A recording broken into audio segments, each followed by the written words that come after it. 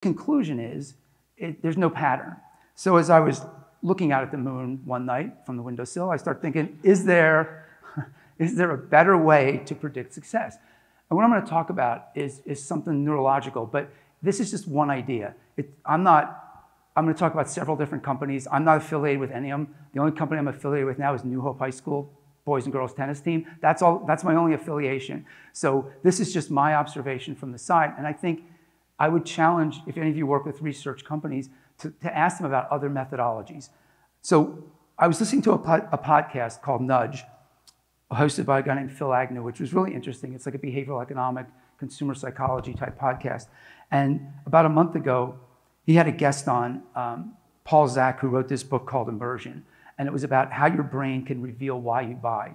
So this is not you saying, yes, I would like to buy this product, but rather the neurological reactions you have to a stimuli that tells the researcher that you are very interested in the product. So what they found through their research was people liking ads in market research correlated in no way with sales. There was no correlation. So the fact that people liked ads didn't matter at all.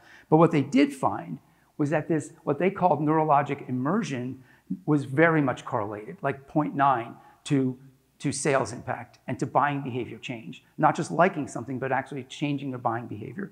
So this is the book Immersion. It's a great read. It's pretty straightforward. It's a great podcast episode too. It's called Nudge. Comes out every week. So neurologic immersion, and believe me, I'm no expert on this stuff. This is like 1% of what I think it is. I've just done a little bit of reading on it. But it's these emotional reactions that you have that activate the brain's value networks. So which then makes an experience memorable. So if I convert this kind of view into more ad speak, it's like an emotional ad releases this oxytocin in your brain. So if that ad we started with released oxytocin in your brain, that's now triggering empathy with the character, in this case, the woman, the bartender, or the military guy coming back.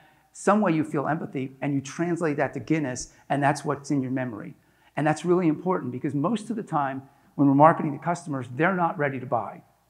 In fact, there's the 95-5 rule. 95% of the time the customers are not ready to buy. So what that means is you need to get in their memory. And this is a way to do that where you're not asking what they think, you're monitoring how they really react and feel. So neurologic immersion is a combination of dopamine, which is the attention-grabbing hormone, with oxytocin, that emotional connection. As we'll talk in a couple minutes, it's very hard to get customers and consumers' attention. And then not only that, but I want them to feel something. So it's pretty simple. It's weird. Neurologic immersion used to be measured by actually taking blood samples and measuring changes in blood. Well, now they do it through wearables because the wearables monitor changes in blood flow and other cardiac measurements. So what they do is they look for patterns in behavior. They create these scores. The higher the score, the more likely it is that the ad's going to be successful. And in fact, on this ad for Guinness, they correctly predicted the impact of that ad on their sales.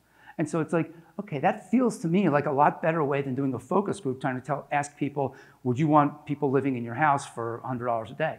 You know, it's like, it's very hard to imagine that. Or if there's a way to show that through some, advertising message and then monitor how people react, I think it's a much more accurate way to understand impact of what you're doing.